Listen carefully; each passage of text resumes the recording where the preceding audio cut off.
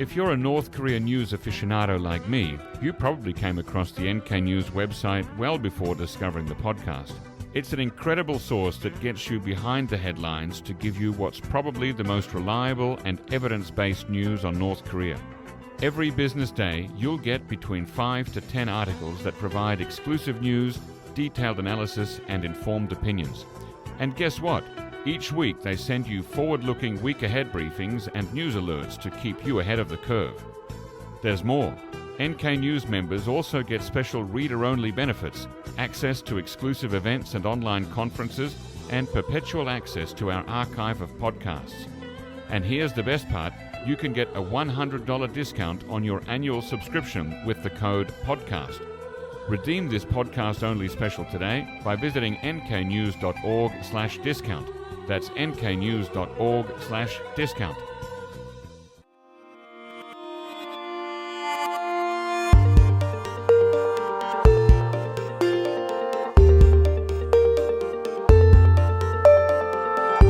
Hello and welcome to the NK News Podcast. I'm your host, Jacco Zwetsloot. Today it is Tuesday, June 6, 2023, and that is Memorial Day in Korea or something like it. Joining me in the studio are three members of the NK News reporting team to discuss some of the best and most interesting stories of the last month. Remember to review this episode, share it with colleagues and friends, and even people who don't know about us, especially people who don't know about us. Follow NKNews.org and all of us on Twitter. Now, to introduce our three guests today, joining me here in the studio, as I said, we have Jeongmin Kim, James Fretwell, and Shreyas Reddy to go through some of the big stories of the last month. Welcome on the show, everyone. Good morning. Thank you very much. Happy New Year. James, let's start with you. As usual, you put together the Month in Review, which is a wonderful PDF document for our NK Pro subscribers, in which you take us through the major stories covered in the month of May. Let's start by looking at some summits. South Korean President Yoon Suk-yeol and Japanese Prime Minister Fumio Kishida met in Seoul on May 7th. What was the result of that, or what was significant about it? Well, I think more than the result itself, probably the significance of this summit was that it came shortly after Yoon's visit to Tokyo. And, it just fits into the general pattern of improving relations between South Korea and Japan. Since Yoon's come to office, he's really been pushing this idea that South Korea needs to work with Japan in order to respond to North Korea's weapons program. Obviously, relations fell apart under the previous administration, so that's the big trend that's going on here. Jeongmin, these things tend to often be cyclical, with a president from the conservative side improving relations with Japan, followed by a president from the Minju Democratic side who neglects relations, or rather exacerbates tensions with Japan. Is this the way it's going to be? Are we going to see this cycle continue, do you think? Or are we actually in a sustainably better phase with Japan? Well, it is kind of cyclical in a way, but still, even comparing Yoon's approach to former conservative presidents' approach on Japan here, I think he went a step further than before. And I think if Japan corresponds in a manner that South Koreans will find persuasive, it will stay. But if not, when the administration changes, I believe that it will change back again. Okay, there is that danger. James, back to you. So were there any significant takeaways from Prime Minister Kishida's visit to Seoul? Did he respond in a way that Korean people found appealing? Well, I think he responded somewhat in that way. Actually, later at the G7 in Hiroshima, the two leaders, Yoon attended to that. South Korea is not part of the G7, but it gets invited to come along and sort of an expanded G7, right? Right, yeah. So the two leaders went to visit this memorial for the atomic bomb victim, the Korean victims of the atomic bomb, of which there were many. That sometimes gets forgotten by history. Yep. And obviously a big part of the relationship between South Korea and Japan is the historical tensions. That's often why relations fall apart, because of Japan's colonial rule of the peninsula from 1910 to 1945. So to see the two leaders go on a visit to this kind of memorial that has to do this period is significant. Okay. And it also while President Yoon was in Japan, in Hiroshima, for the expanded G7 meeting, he and Prime Minister Kishida had a trilateral meeting with U.S. President Joe Biden on the sidelines. What came out of that? So, according to statements, the three leaders pledge, as they always do, to continue to work to expand trilateral ties, and that they're going to work together against the growing threats from North Korea. But I think, frankly, the major headline news from the summits have come a few weeks before then. For example, the summit in Washington between Yoon and Biden, where we saw the nuclear consultative group come out. So that was the big one there. So, of course, any meeting that involves the three leaders of the countries, they're going to make some progress on matters, but it doesn't seem like there are any major takeaways from that summit from that meeting in Hiroshima. Okay, so we have to be careful not to place a inordinate emphasis on summitry, right? I mean, things go on as usual, and then they have these meetings, and then things go on as usual with some course correction or minor adjustments. Is that more or less the case? I think that's fair, yeah. But, it also sends the message that even though North Korea is launching all of these missiles and, posing this threat to South Korea, that the US and Japan have its back and that they're not going to back away if things do get ugly. I think that's one of the important messages that all of these summits send.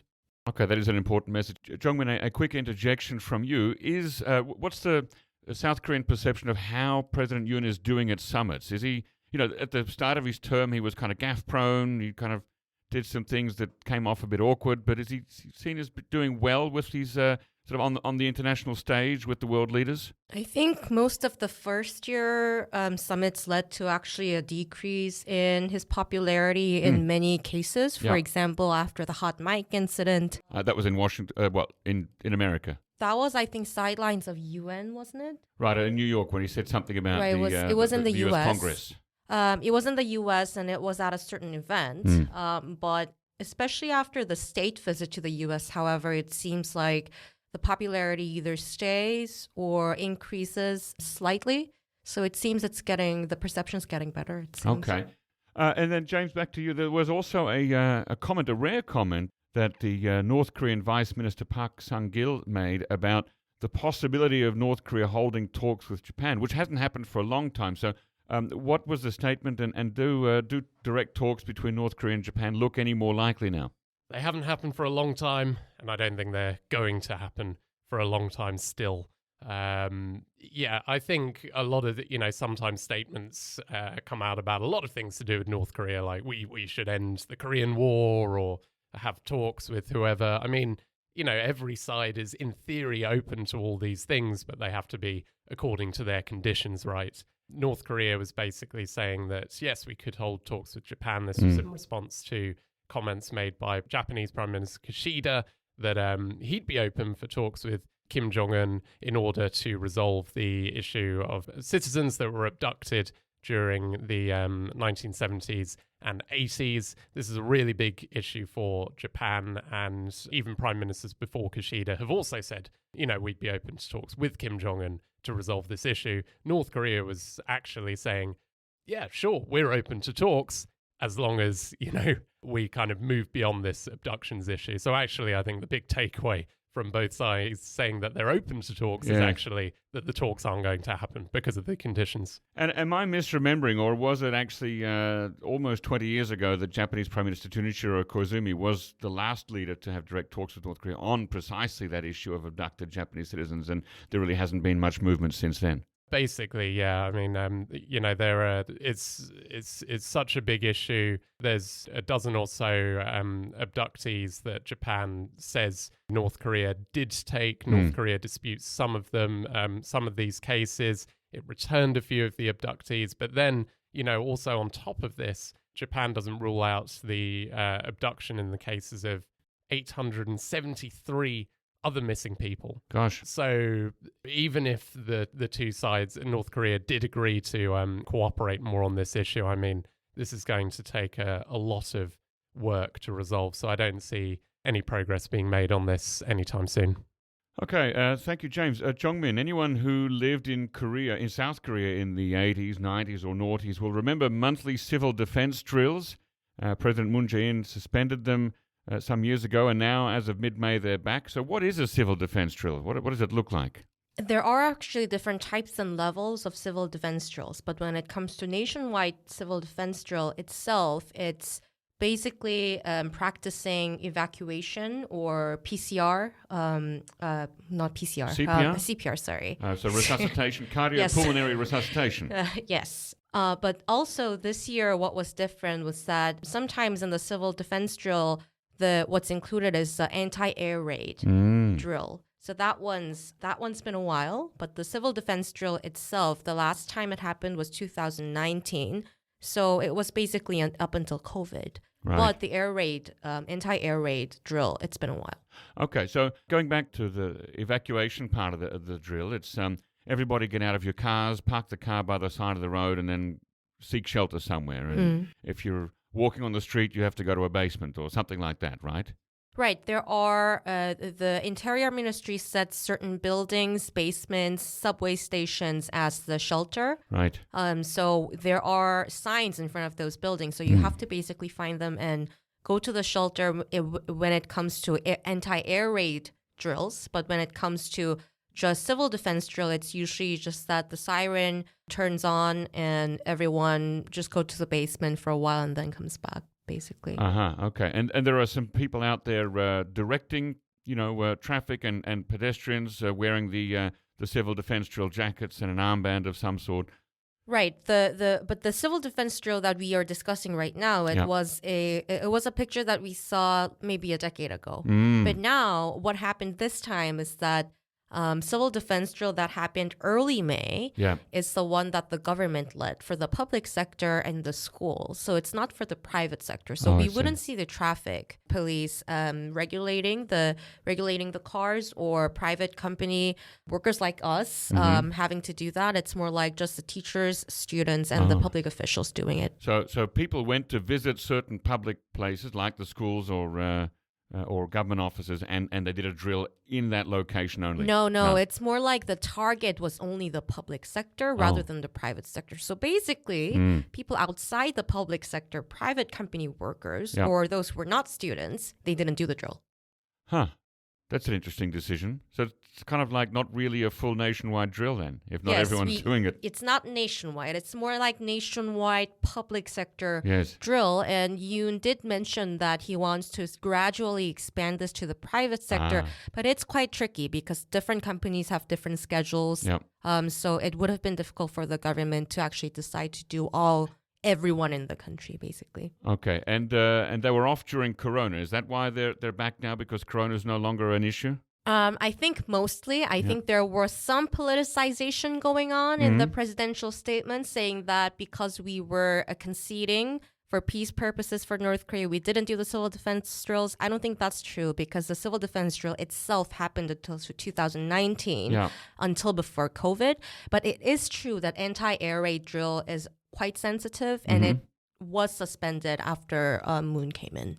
Okay, and the difference with the anti-air raid drill is what what's it? People have to go into a shelter longer. Is that what it is? Or? Well, I think the scenario is different. The scenario is that North Korea attacked us. Yes, from the air. More directly. Right. But civil defense drill itself, it's not only against war situations, but also on disasters. Natural disasters. Earthquakes. Okay. Earthquakes, tsunamis, things like that. Okay. For a long time, even when we had civil defense drills, it felt like people were not taking them seriously enough. You had people not getting out of their cars, or pedestrians ignoring orders to go to a shelter, to a depisor. In other words, people had become complacent after 7 decades of no hot war. Are we expecting to see that change now?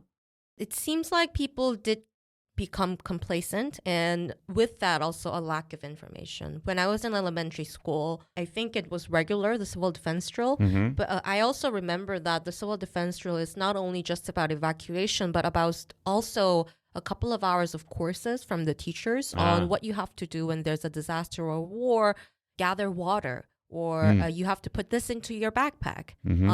When you are moving, hide like this. So there are courses that were given when I was younger. I don't think that's happening anymore.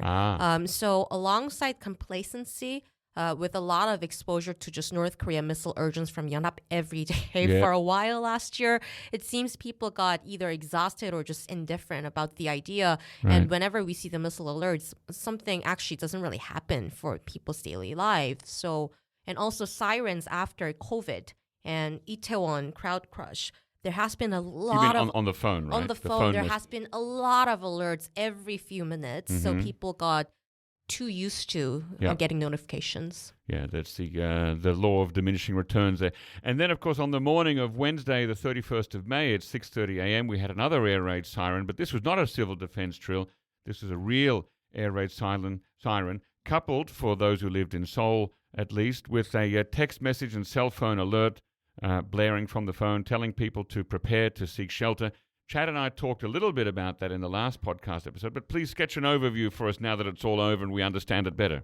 Well, basically in the morning, there were different titles of notifications that went out. For Koreans, it was noted as basically to seek evacuation and seek shelter. In English, it was named wartime alert or presidential alert, but it did not seem like the president made that notification himself or anything, but I figured that it's more like the name of the system. 국가망 is called presidential. Nationwide network system is called, that's why it was presidential alert. But anyways, because it said wartime alert for 22 minutes, I believe, there was a lot of freak out in the morning. People were, I guess, in the first few minutes, they thought it was just another type of those notifications that they get and as a morning call from sometimes. But because it explained that this is not a drill. But after 22 minutes, Seoul City said that it was actually erroneously sent notification, frustrating a lot of people. Yeah. Shreyas, did you panic?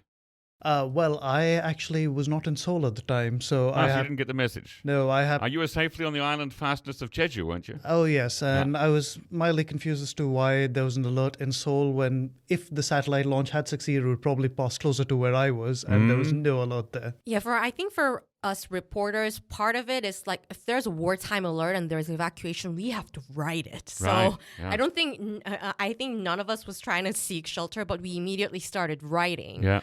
But another part was that we already knew that the satellite launch was coming and we knew the trajectory. So we knew that maybe something could go wrong, but I think we sort of had unspoken confidence that we wouldn't die. Yes. But for just general people, it wasn't like that.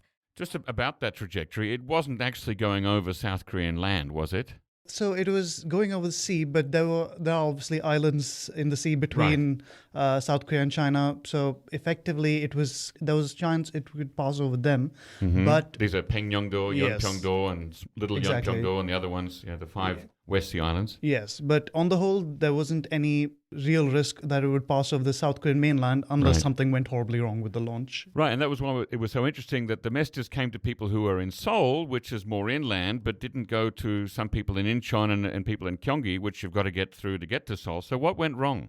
Well, it seems like it seems the Interior Ministry and the Seoul City is still quarreling with each other on who sent the order. Yeah. Seoul claimed that either military or Interior Ministry ordered them, and neither side said that it was actually related to the Seoul metropolitan area. So it seems like the system had a glitch. Yeah.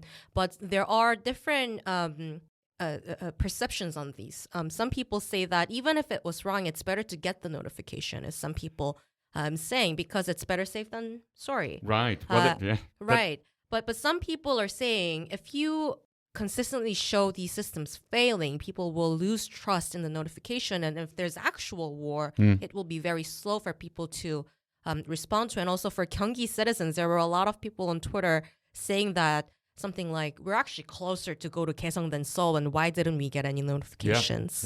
Yeah, that's certainly a fair point there. But yeah, I mean, how are you going to get a city of 10 to 12 million people to either seek shelter or evacuate if something does happen?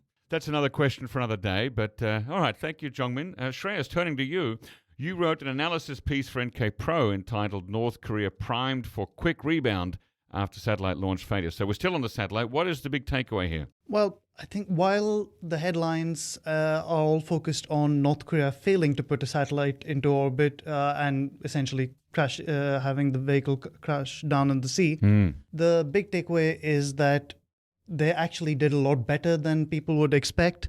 And certainly there's a lot that they can build on. So they are well set to have another launch perhaps sooner than people expect. Ah. Okay, so does that suggest that Kim Jong-un might perhaps not be too upset that this particular one failed because it sets up a better chance that the next one will succeed? Well, he would still certainly be upset. I think any failure does not usually reflect well on the leadership, and they don't usually admit to these failures. Although in this case, they did put out a report more focused on more aimed at the outside world, but at least admitting to it. So you can be certain that he has gone back to the space agency, gone back to the engineers and researchers and officials, and said, "We cannot afford another failure. Yeah. You cannot afford another failure." Yes. Now, there must be costs to a failed satellite launch like that. And I don't just mean economic costs, because it's always difficult to measure things in monetary terms inside North Korea, but also just opportunity costs and cost of resources. So can you talk to that a little bit? Yes, I think, as you said, it is hard to measure cost like that in absolute terms, particularly when it comes to North Korea, which has a habit of cobbling together missiles out of nothing. So certainly they are quite capable of doing that, even with the satellites and with space launch vehicles. But it is a huge opportunity cost, as you mentioned. Any failed satellite launches, any successful satellite launches, and every attempt represents quite the drain on North Korean resources amid economic problems. Because you've not only lost a missile, but you've lost a satellite, and they are quite, precision instruments. You can't just build one overnight from some hobby glue and some balsa wood. Jeongmin, you've got a comment. Not to mention that they lose it, South Koreans may salvage it. So that's another problem for them. Right. I did see some images that South Korea were quick to get parts of the missile. Do they have the satellite too? So to the best of our knowledge, at the moment, they are still actually conducting salvage operations in the sea. Wow. And it was mostly a part of the rocket itself. But Jeongmin has more details. Right. On the day of, in the morning, the military was actually very good, very quick in finding it and recovering it. But the issue was after they took the photo and sent it to journalists, it fell back into the sea. No. Okay. And because it turns out it wasn't just a few meters of the rocket part, but it turns out it was half of the rocket. Oh. So it was too heavy. So it fell. And then the weather got bad. The water current became too quick, so the military lost it, and they're still working on it. But I saw reports that if they do find it, they will do a joint investigation with the U.S. side. Gosh. Okay. Shreyas, why is Pyongyang so keen to get a satellite up? Well, this is one of Kim Jong-un's top goals for the country's military development. He has been prioritizing it since the ruling party's 8th Congress in January 2021. So they've definitely pushed the idea of having a military spy satellite, which they say is to monitor their enemies' movements. It's an essential tool that they say for the country's defense as the US and its allies increase their own military activities in the region. So they frame it as a necessary response to what the US is doing. Right. Now, was Seoul's successful recent launch of a Nuri rocket and satellite believed to be related to North Korea launching its rocket when maybe it wasn't ready or the conditions weren't right? Well, South Korea's National Intelligence Service certainly does think so. They said that North Korea appears to have rushed its launch just because of the pressure of a successful Nuri launch. And certainly there would be a certain degree of competition, and North Korea would not want to fall far behind South Korea on this front. It's probably not the only factor, but one cannot help think that the success of the Nuri would have weighed heavily on the decision to advance the launch. Good. I seem to recall that we spoke here at one of these roundtables a month or two ago about how North Korea wanted to get the satellite up before the end of April. I think they had a kind of a deadline there before the end of April, right? So that in a way, it may not have been rushing. Well, actually, so there was some confusion about the wording of that. What they had initially said was they wanted to have the satellite complete or ready in some ways by the end of April, but that did not necessarily mean for launch. Got it. And essentially, when Kim Jong-un visited the space agency in April, at that point they said the satellite is complete, the satellite is ready. Right. And in May they took it a step further and said it is ready for loading. So as far as they're concerned, certainly in terms of state media propaganda, they said they had fulfilled their goal. It was just the next step that we weren't sure of until now. Now, Shreyas, in your analogy, you write that this is something that might motivate Seoul, Tokyo, and Washington to increase cooperation on missile defense. Can you say more on that? Well, to some extent, this is already happening. We have seen, for example, just this past weekend, the defense ministers of the three countries announced that by the end of the year, they will have a system ready to share missile launch data in real time. Yeah. And this is certainly part of the ongoing efforts to strengthen trilateral cooperation between the countries to deal with North Korea's missile threats in general. But certainly the space, just the fact that North Korea is also now taking that threat to space will serve as an added factor. Has there already been evidence to suggest that real-time data sharing and radar sharing took place this time? No, it's not yet set up at this Got it. point. There's still a setup process. Yeah, Okay. so they're targeting the end of the year. Right, so that it's not like they're just sending emails or WhatsApp messages with photographs or something. Okay. Attention, North Korea portfolio professionals. Are you in need of more than just sloppy and spotty South Korean news coverage on the DPRK? If so, I present to you NK Pro. Born from the established news-gathering reputation of NK News, NK Pro leverages staff experience and top-notch technology to provide subscribers with superior knowledge and tools to achieve their goals. Expect daily analysis, exclusive tools, and a suite of research tools that cover everything from North Korean state media to the whereabouts of DPRK vessels and aircraft. How cool is that? In a world where the landscape of North Korea seems unknowable to many, NK Pro cuts through the noise and provides you with the quality, reliability, and timeliness you need. Stay ahead, stay informed, and master the landscape with NK Pro. Trust me, it's a game changer. Interested? Visit nknews.org/professionals to claim your free 30-day trial of NK Pro. Once again, that's nknews.org/professionals.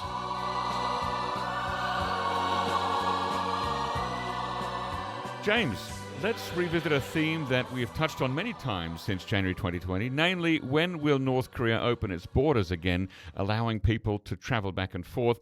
Last month, we saw some mixed signals. Run us through those signals, please. There are a lot of signals, yeah. I mean, media's been reporting for a while, that you'll sometimes get particular outlets saying that tourism is going to open in, XYZ weeks. From two unnamed Chinese tourist agencies. That made me skeptical.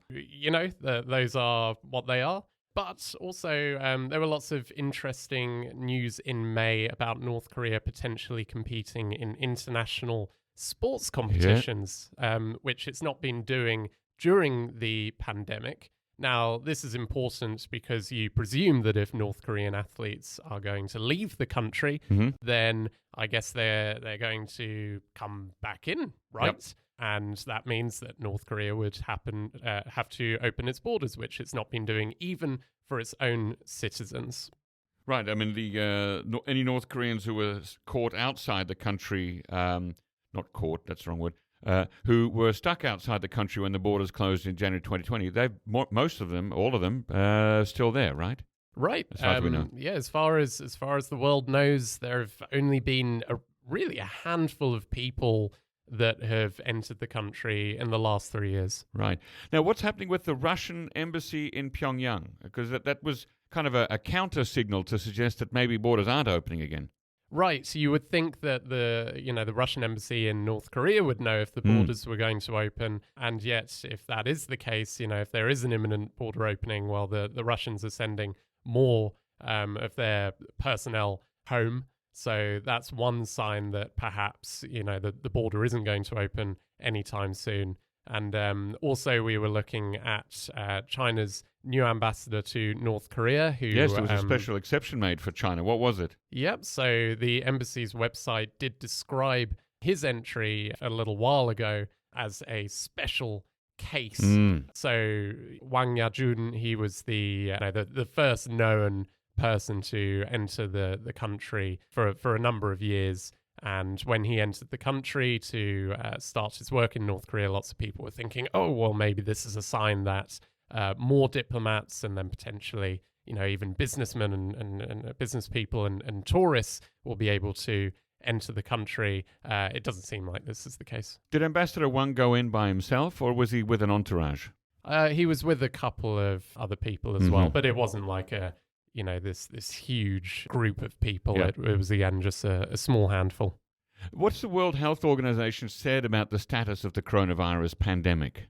So at the beginning of May, the WHO said that it's, COVID is now an established and ongoing health issue which no longer constitutes a public health emergency of international concern. And this is important because a number of sources told NK Pro that the North Korean embassies had been monitoring the WHO for new developments. And so perhaps, we were thinking, well, if the WHO changes its attitude on the pandemic, then maybe North Korea will follow suit. This hasn't happened yet.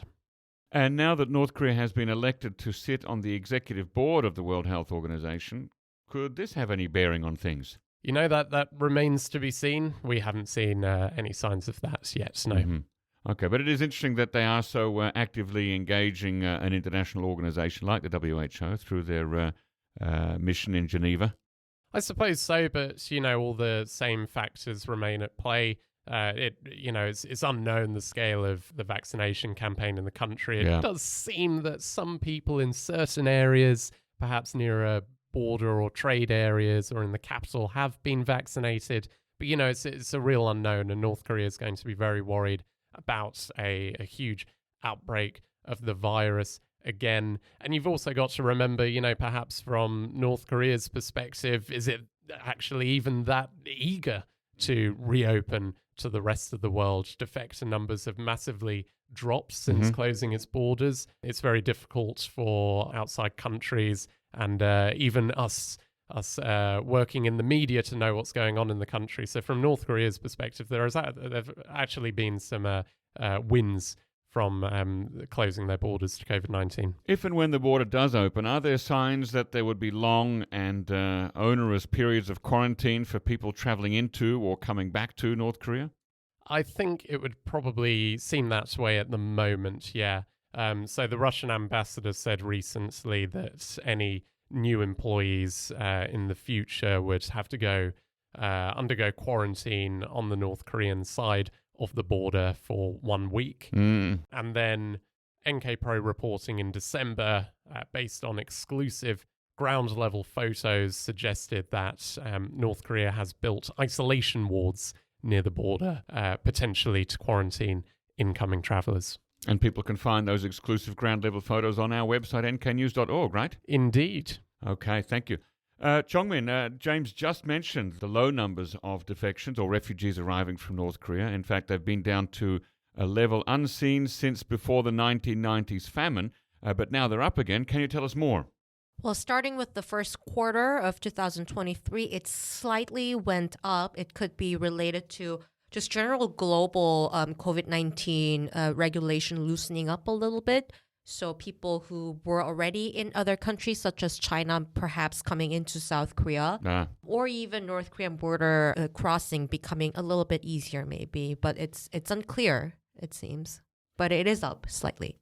And then the National Intelligence Service here in South Korea gave some follow-up detail about what made some recent arrivals choose to come south. What was that? There's a joint investigation going on. I believe it's wrapping up soon. There were multiple people on a boat who came through West Coast, crossing the Northern Limit Line, NLL, and they testified to the authorities here that they were family by blood or marriage. So it seems like it was one family. Okay. And they were explaining their reasons for defection, saying they were disillusioned about Kim Jong-un regime during the COVID regulation, and also that they admired South Korean society looking at TV shows. Okay, so these are possibly people who have moved south for ideological reasons rather than simply we're looking for a better life or could be both, but both. Imagine being a defector who is faced with South Korean authorities and they would want to say that to South Koreans. You said a joint investigation. Who are the parties of the joint investigation? Sorry, a joint as in interagency. So usually it's NIS. If it's a soldier, sometimes it's military. Or if the military jurisdiction of the region is involved, sometimes it's also Unification Ministry as well. Okay. And they said, as I recall, that they were watching South Korean TV programs, right? Right. They said something related to that according to the NIS, but they didn't explain which South Korean TV programs. But Everyone it wants is to know, of course, were they watching Squid Right. Game or Extraordinary Attorney Woo? Or... free advertisement if they mention the TV name. Yeah, well, exactly. That's what it would be an advertisement. Yeah. What's the intake procedure for defectors? They're not simply let loose on the next day after the investigation, are they? No, they're not. And it really depends on what level they are and You mean which sort of where they come in the North Korean Songbun in hierarchy? social hierarchy, Mhm. and also which route that they take. Mm. In this case, the West Sea or East Sea defection through a boat is very rare and It is rare. difficult Yeah. compared to other routes. Seas can be rough. There's a lot of rocks. And if you haven't got a good motor, some of these boats don't have an engine, don't have oil in it, petrol, fuel. Right, in the they engine. have Yeah. to risk a lot of things, and especially when it's border defection, South Korean authorities put a lot of more effort into investigation to make sure that they're not spies. But in general, usually they go into the investigation and interrogation by the intelligence agencies here, Yep. not just because they want to make sure they're not spies, but because they carry important information that are the raw data. They're not tainted by South Korean society experience. Right. So they do that first, Yep. and then they go to the resettlement house called Hanawon. Hanawon, okay. And how long is that their stay at Hanawon these days? Is that 1 month or 3? Not sure. Okay.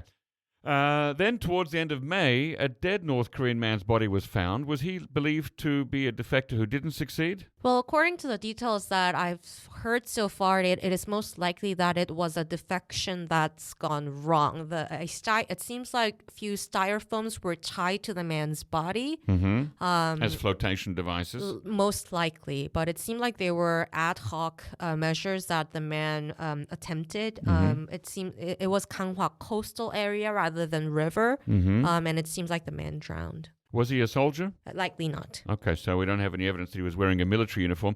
It appears he was carrying drugs. Is that unusual? Yes, it is very unusual. It was, or at least unusual that it came. The public got to know about it. The media got to know about it. It was 70 grams of meth tied to his leg. I'm not entirely sure how you tie meth to your leg, but Well, perhaps in a package. that was what it sounded like. Like yeah. you could strap a knife to your calf. Yeah, under something your like that. trousers. But we know that methamphetamines is produced in and is used in North Korea. We've done articles about that before. As pilopon or hiropon. Hiropong, which is the Japanese trade name when it was invented back during World War II. But 70 grams, it seems like quite a lot, given that one dose is less than 1 gram usually. Is there a suspicion that he was trying to smuggle it here for sale? Well, the joint investigation did not mention their assessment of what the drug was for, but thinking about it logically, like if you're a defector trying to go to another country, it could have been meant as maybe something like a seed money that he could start off his startup life capital. with. Yeah. So an entrepreneur, but sadly he didn't make it here. Is Ganghwa Island or the Han River estuary a common place for dead North Koreans to wash up? Yes, for different reasons, but mostly during flood time, which is coming up soon. Last year, there were multiple cases, such as a woman wearing Kim Il-sung and Kim Jong-il badge, and multiple children as well. Oh dear. Okay, that is very sad. What usually happens to people like this poor man who are found dead on the coast? Well, what happens first is autopsy, first of all, and To determine the cause of death? yes, and also investigation at the jurisdiction where the body was found, such as a military base nearby, to see the CCTV, to see if anything like a camera caught Right. the body flowing from North Korea towards the south, because it's very difficult to figure out who's North Korean or not. Yeah. But if it's concluded reasonably that this must be a North Korean, South Korean side unification ministry sends a notice to the North Korean side, to the United Front Department usually, asking if they want the repatriation of the body. If the North Koreans remain silent or they reject, the province or the city that has a jurisdiction over the body cremates it. But if North Koreans say yes to repatriation, it's done through Panmunjom. So what's likely to happen to this man then? For this the stage? past few cases, North Koreans remain silent. They did not respond to any calls from Unification Ministry, and not to mention that the hotline is still The Panmunjom suspended. hotline, yeah. The UNC one is alive, I believe, but the Inter-Korean hotline under the South Korean military and the Unification Ministry, North Koreans are not responding to it. And if it remains so, probably Ganghwa will cremate it. Okay, and then his ashes will be scattered or interred here. Okay. Wow, thank you, Jeongmin. Shreyas, tell us how North Korean hackers have targeted our very own Chatto Carroll. Well, North Korean hacker group, which security experts have identified as the notorious Kim Soo-ki group, sent a mail to him as part of a wider spear phishing campaign targeting experts associated with Korean Peninsula affairs in order to gain information that can help them mount precision-based attacks on systems. And so as part of this, they essentially, someone posing as a student got in touch with him. So this is a student at Yonsei University, got in touch with him from the rather suspicious email with ending in the domain yonsei.lol. First giveaway that this was perhaps not legitimate. Right. And asked him for help with reviewing her thesis. And so I think they also offered to pay him, which is another red flag. But in cryptocurrency? They didn't say, but it's basically they didn't specify a dollar amount. So I think essentially the idea was, let's see if what will work. And yeah, in the end, security experts were able to find that it was very much part of a phishing campaign. All right, so now this plan had a lot of complexity in that there were a lot of faked parts. There wasn't just the weird email address with the .lol, but there was also actually going to the trouble of copying a thesis from somewhere and making that into a document, and then there was a fake name, and there was a lot of parts designed to gain someone's trust. Can you tell us a little bit about that? Well, so from what we can make out, it starts right from the initial email itself, which was fairly well written by certainly by North Korean hacker standards. In the past, the poor language was often a giveaway, but in the past few years, there has been an improvement, and this email in particular stood out as being of particularly high quality. And then you go into the document, which it actually appears to have a lot of original content in it. So there were questions. How did they put together an entire thesis that appears to be fairly original? Was it footnoted? I do not recall, but it was fairly detailed, certainly. And could this be ChatGPT being put to use? That is, so we spoke to experts about it, and they believe that it is certainly possible. It's also possible, they said, that the hackers could have simply hired a particularly proficient English speaker, but the amount of original content and the drastic improvement in quality certainly could hint at the use of tools like ChatGPT. Now, a piece of malware secreted inside a Word document, it's new to me. Is this an unusual thing? It's actually fairly common. So quite often hackers will send documents or links that could help download malware, which contain macros of sorts, which once you open or close the doc, depending on the document, they could activate and allow the hackers to gain control of the system. And in South Korea, sometimes they use the more local HWP files as a lure instead. Really? Okay. Wow. It's amazing that North Koreans have managed to crack the code and use HWP files, because I can't even open one on my computer. So well done, North Koreans there. What was the payoff that North Korea hoped for? How was this scheme designed to work? I mean, let's say Chad opened this Word document, got the macro malware in there. What were they hoping to do? Steal money from him or shut down NK News? Well, there are lots of different motives that often are behind these attacks, and quite often one of them is information. And in this particular case, the malware was designed to effectively perform reconnaissance on the system, which made it a particularly new variant. And the idea was to try and figure out how does the system run, what are the the security tools that are installed on it, what can it do to combat attacks from hackers. So that way, it takes that information and then helps tailor a precision attack that is designed specifically to overwhelm that system based on what it's capable of. So what's the lesson for us all? How can we avoid falling victim to such a spear phishing campaign? It is certainly going to be tricky not to be taken in by such campaigns with the increase in quality, and certainly they're targeting experts who are often invited to lend their insights to students, journalists, etc. Yeah. But what people can still do is keep an eye out for the inconsistencies like the yonsei.lol, try and figure out what else is unusual about it, and when in doubt, try and investigate further, but preferably refer it to an expert, refer it to a security expert. And install some good security software on your computer, right? Absolutely. Some paid security software. Just wondering that. So if you get let's say you're using a Gmail account, for example, if you get a Word document, you can actually preview that before downloading it. This may be beyond your technical ken, but I'll ask anyway. Does previewing a document also carry that risk of perhaps opening the malware and infecting your computer? Well, so Gmail does actually usually scan these files if the malware is directly in there. So what usually is going to happen is either hackers will try and send you a link from which you can download the file, or if they send you the file directly, it might still be the case that the malware only activates after it's opened or closed fully. So I think they've certainly adapted to these kinds of restrictions. It doesn't always work. Sometimes Gmail catches it, but yeah. So if you get a suspicious link or a file, send it to somebody technical and have it looked at. You have a comment, Jeongmin? Right. Sometimes the hackers pretend like it's one link, but when they are actually linking what looks like a link in a text, they link something else. So always check the link first. That's right. Okay. Well, thank you very much, Shreyas. Ever wondered what lies beyond the inter-Korean border? NK News brings you an opportunity to explore North Korea from a near distance. From October 8 to 17, 2023, journey with us on the second ever North Korea from a Distance tour, visiting key border locations and observatories looking into North Korea, as well as meeting key figures working on DPRK issues. Spend 2 nights on the East Coast, see the beautiful Kumgang Mountains, scour the beaches near the inter-Korean border, and see Kim Il-sung's old summer house. Visit Yeonpyeong-do, the location of the November 2010 inter-Korean artillery bombardment.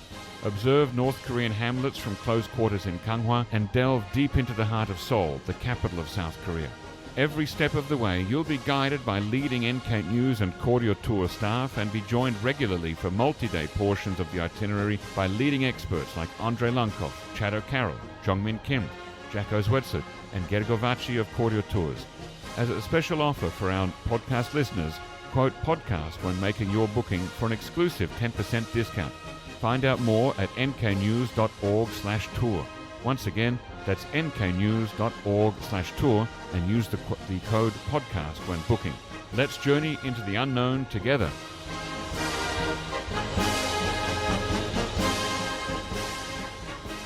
Okay, James, back to you.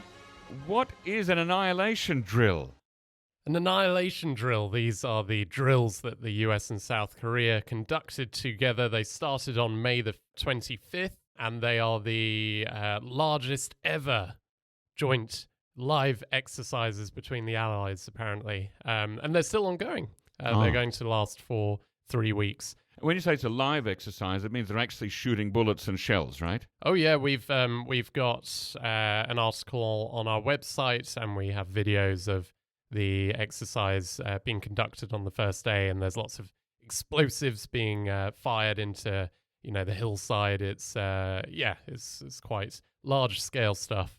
Now, you say this is the biggest we've ever seen before. Is this unprecedented simply in terms of scale, or is there anything else that's new here? Apparently, yeah. I mean, it's apparently the largest ever joint live exercises. But we've been seeing these joint exercises being built up in scale since Joe Biden and Yoon Suk-yeol replaced Donald Trump and Moon Jae-in, because partly because of the COVID-19 pandemic. These exercises were scaled down a bit, but obviously Trump and Moon were trying to pursue diplomacy with Kim Jong-un, and Biden and Yoon aren't so into that. So in the future, we might continue to see even more bigger than ever before joint exercises in response to North Korea's weapons development. Jeongmin, something to add?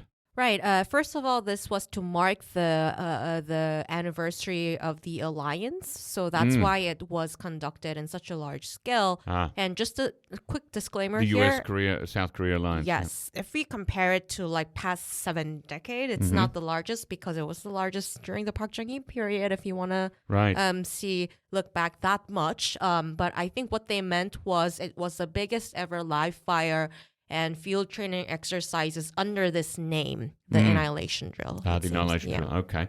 And James, what other military activities were carried out in South Korea in the month of May? Oh, there were a ton, and they're being publicized a lot. They're going to continue being publicized as well, I'm sure. There's a full list in the month in review, isn't there? Oh yeah, I can't. Yeah, you can check that out on the NK Pro website. I won't go through all of them, but I suppose one that I found quite interesting was that the US released images showing officials from America, South Korea, and Japan on board an Ohio-class nuclear submarine near Guam, and this nuclear submarine is designed for the stealth and the precise delivery of nuclear warheads, according to the US Navy. So that's going to send quite a message to North Korea. Not only, are we looking at submarines with nuclear warheads, but also the trilateral aspect of working with Japan as well. Yeah, that's right. That the presence of a Japanese commander, that's also very important. Is there any indication that North Korea sees this as a threat? And if so, is it right to see it as a threat?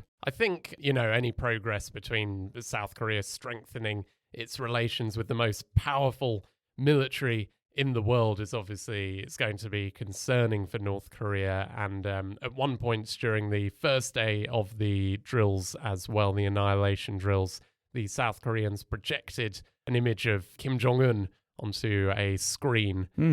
So, there's no doubt at who the enemy is in this particular, who they're aiming these How's North military Korea responded? At.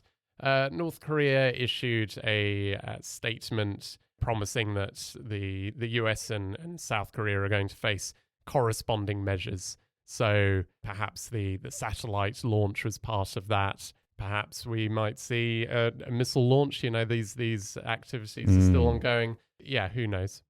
Okay, wow. All right. Thank you, James. Jeongmin, freedom for North Korea was found by a South Korean court back in 2020 to have posed a safety risk to people in South Korea by sending anti-North Korea regime leaflets to North Korea by means of balloons. What has the Supreme Court of South Korea found in its review of this case? Right, there was the Supreme Court ruling in late April. It's a very significant one because it basically reverses the decision made in 2020 and afterwards. The Seoul court at the time, during the Moon administration, got rid of the corporate permit for this FFNK. It's something like operation license, allowing them to conduct activities as a corporate being, as an NGO. But it was revoked, but the Supreme Court ruled that it was unjustified for various reasons. And so they have their status as a corporate entity once again. Yes. Okay. Is anti-regime leafleting now seen as an activity protected by freedom of expression and assembly in South Korea? Well, from Unification Ministry's point of view, interestingly, although this is a conservative unit administration, they are maintaining their position that it is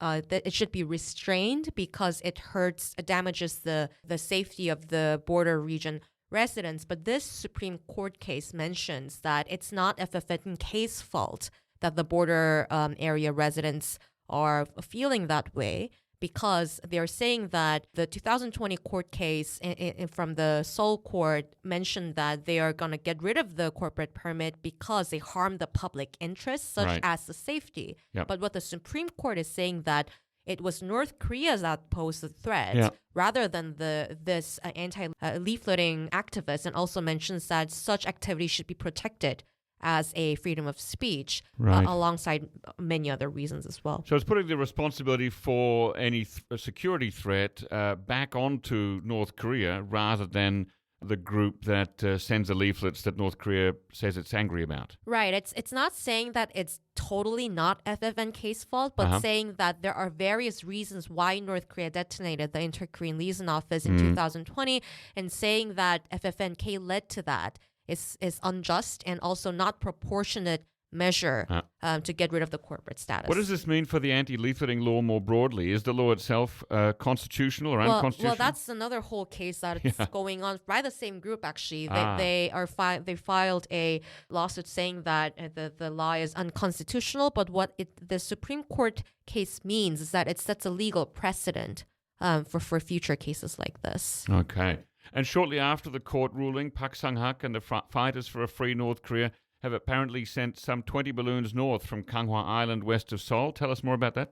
Well, it was interesting because it came, I think, maybe a week after the Supreme Court case. There were actually a lot of organizations that done leafleting before, but they did restrain and was cautious about revealing their identity and so on and so forth after 2020. But Park Sang-hak used the occasion to launch them, including poster that showed caricature yes, of Kim Jong-un and Kim Jong-il next to a corn-shaped rocket, calling Kim Jong-un devil and an insane bastard for starving the people for a nuclear missile, and it included leaflets and medicines. Now, Park Sang-hak and his group have often been criticized for showboating and not actually being too strategic about how and where they launch their balloons, and doing it more for the symbolic creds rather than actually getting up into North Korea. Can you comment on that?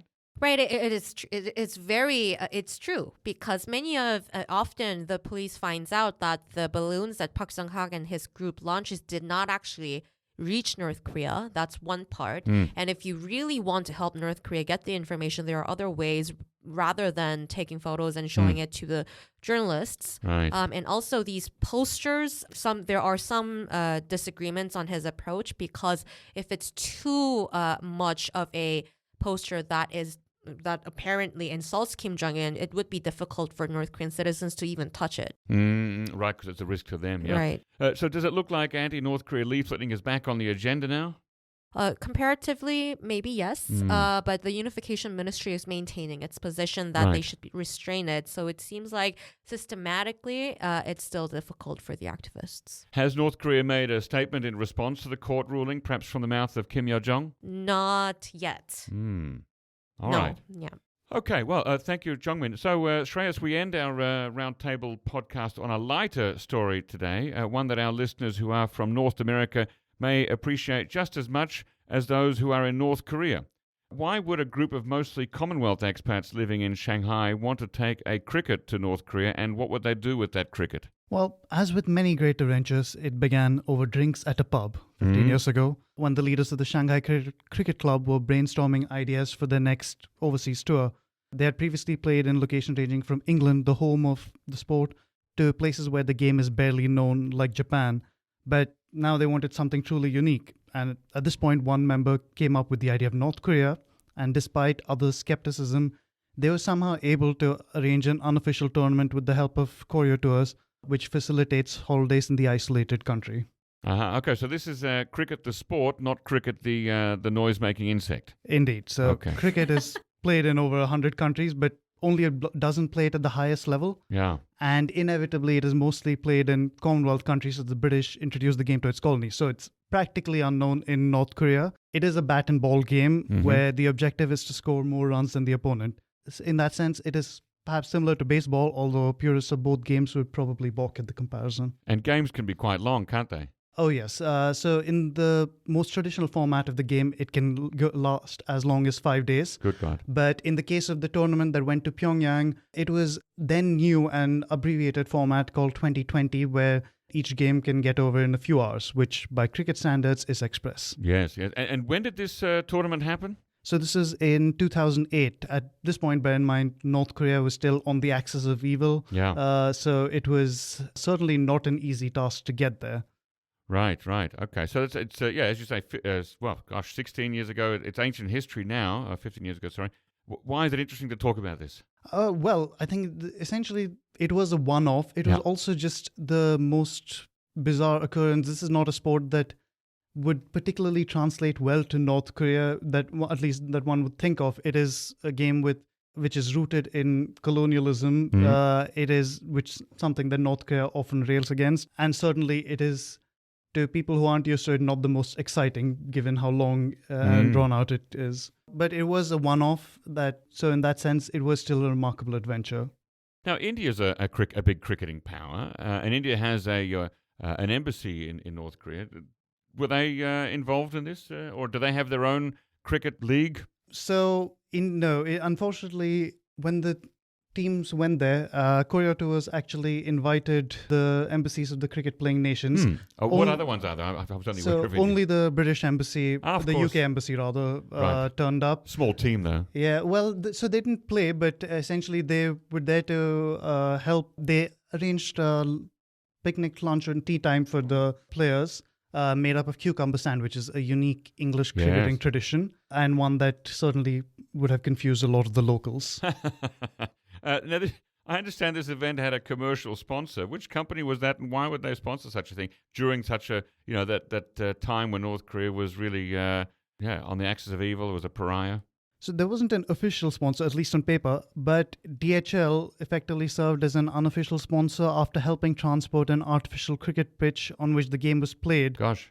And this came about thanks to the involvement of DHL's local representative in Pyongyang, whom one Shanghai Cricket Club member described as a big student of North Korean sport. And in exchange, the company got to splash its logo over caps and shirts worn by the players.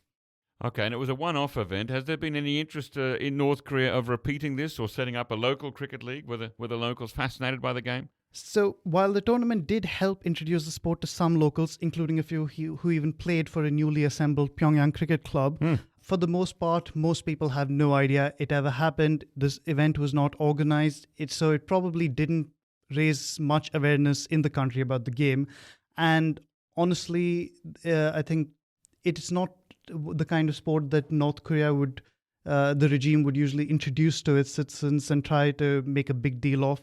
So at this point, it does seem unlikely that the game will return to the country anytime soon, but one never knows. One never knows. Okay, well, thank you very much, Shreyas Reddy. Let me ask you this. You're listening to the NK News podcast, so you know more about North Korea than most. But how about the South? To really understand what's happening on the peninsula, you need to know about South Korea. And now you can, through our new Korea Pro news and analysis service. This is not your average news service. It's a thoroughly researched analysis of South Korea's politics, society, and economy from an international perspective. But you know what the cherry on top is? The absolute lack of commercial influences. No ads, no sponsored articles. It's just pure, objective analysis by a team of qualified specialists.